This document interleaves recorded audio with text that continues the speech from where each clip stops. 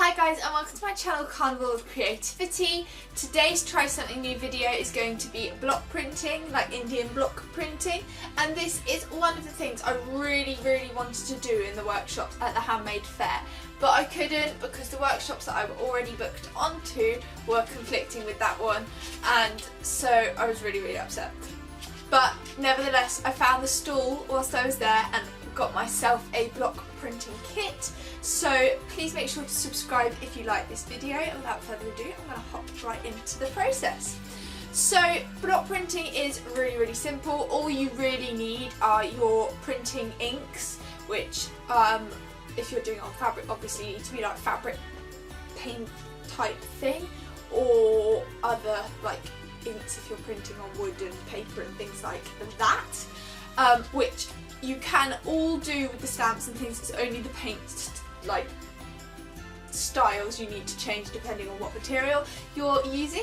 So all you need is your stamps, your paint for whatever surface you're using, some sponges to sponge dab the ink or paint onto your stamp, a palette tray, and so it's like a foam mat to go underneath. This is so when you stamp down, the mat sort of gives where the pattern is, and it nicely transfers your pattern onto whatever material you're doing, like evenly.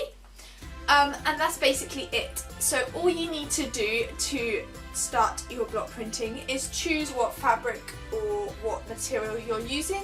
For this demonstration I'm using fabric and I'm using a tea towel.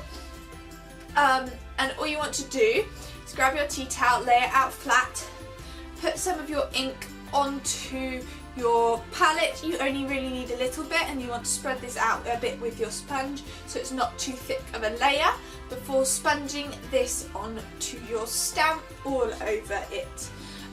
You want to lay out your tea towel or whatever it is you're using over your foam mat, and then simply just stamp straight on and give it a little bit of a push, nothing too extreme, but that's literally it. Then you can repeat this process over and over again to create like blocks of pattern, whether it's a line like I did, or a brick effect with like tile stamps, or even if it's just little individual stamps with any like sort of pattern. It's really simple, and the results are so effective, and it's such a nice gift idea as well to give someone.